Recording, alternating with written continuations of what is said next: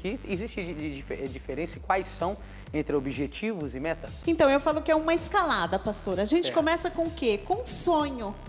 Primeira coisa, você tem um sonho. O cara vai construir o avião, primeiro ele sonhou que ele poderia voar.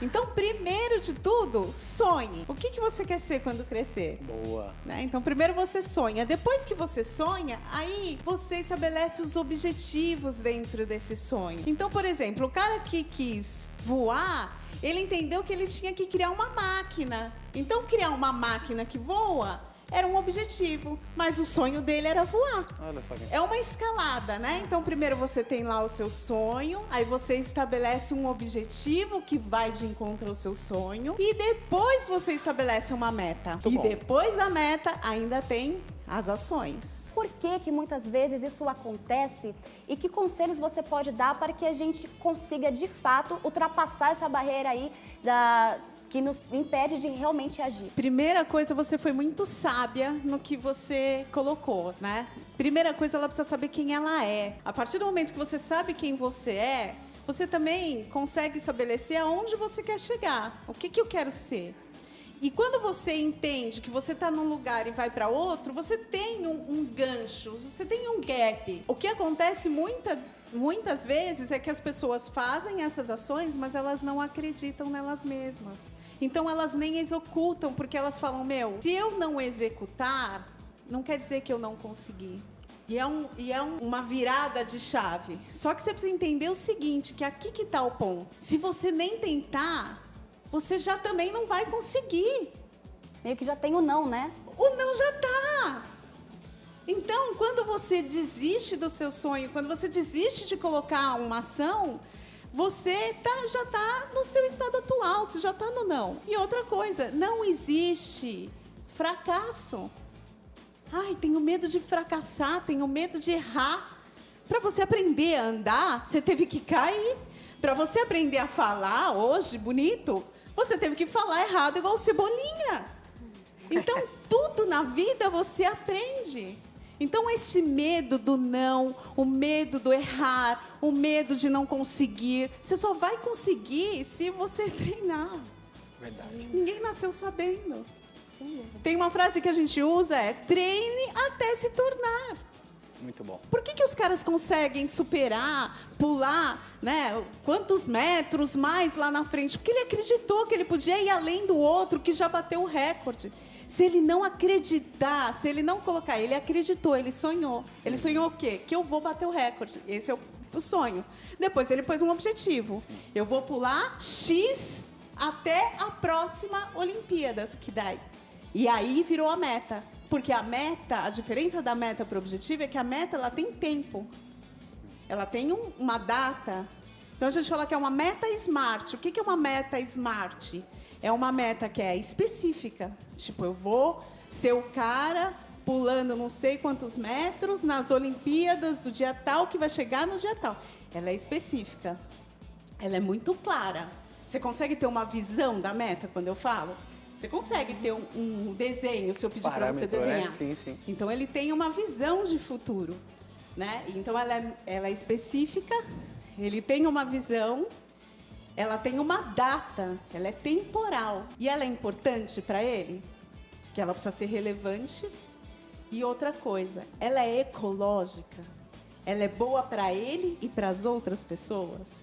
Isso é uma meta esmartirizada. É uma meta que, quando você escreve ela dessa forma, o seu cérebro acata o jeito que você está falando. Então, ele entende realmente o que você quer. Ana, você acredita que talvez dos pontos que trave a pessoa, que faça com que ela recue, seja o ponto da comparação? Porque o que eu percebo é que as questões da sociedade, esse lance da competitividade que é muito grande, parece que quando a pessoa começa a olhar um pouco para o outro, acontece isso que você falou, de não conseguir sair das metas. Então, a pior coisa que você pode fazer consigo mesmo é se comparar com o outro.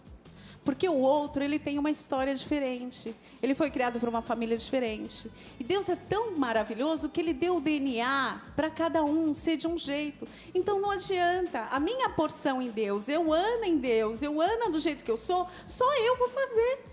Pode chegar aqui outra coach que não vai falar com você do mesmo jeito que eu estou falando. Então, você precisa entender que você é um DNA único, especial e que há um propósito de Deus na sua vida. Quando você entende isso, se conhece, percebe o que você gosta, o que te dá prazer, o que te dá alegria. Ah, eu gosto de falar com pessoas, tá? Então, quais são as profissões, né? O que eu posso fazer que vai me beneficiar nisso? Aí você começa a viver com prazer, entendendo que Deus tem uma vida abundante em todas as áreas da sua vida, porque você é único, você é especial, você é amado.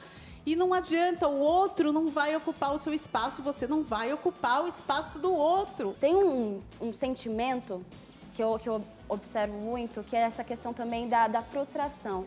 Do medo que a gente tem, às vezes, de ficar frustrado com coisas que podem acontecer no nosso dia a dia. E a gente está vivendo... eu escutei uma canção que diz a frase que viver é um risco. Só que, muitas das vezes, a gente fica com medo de arriscar porque a gente tem medo da frustração. Como que a gente lida com isso, Ana? Sendo que a gente tem uma meta, a gente tem o nosso objetivo, mas a gente não quer se frustrar porque a gente olha para aquele ponto que a gente comentou, para fulano deu certo. Ah, eu tenho um sonho, por exemplo, no momento que a gente está vivendo, carreira X, quer dizer, você coloca na internet, profissões 2020. A carreira X que está dando certo em destaque, agora. Né? Carreira em destaque. Mas poxa, eu não sou bom nessa carreira que está em destaque. Nem vou tentar fazer o que eu gosto porque não vai dar certo. Acontece isso, conversando com algumas pessoas, eu percebo um pouco disso. O que você pode trazer para a gente justamente desse entendimento, desse esclarecimento dos riscos que existem na vida, das frustrações que a gente não quer passar? O não agir já é uma ação. Então, não tem como. Você vai ter decisões e escolhas o tempo todo. E quanto menos você agir, mais você vai olhar para trás e vai continuar vendo que você não fez nada. Então, mesmo em algo que talvez está destoado daquilo que as pessoas esperam ou querem... Vai para cima. Errar, todo mundo erra. O não, você já tem. Quanto mais eu erro, mais perto eu estou do acerto.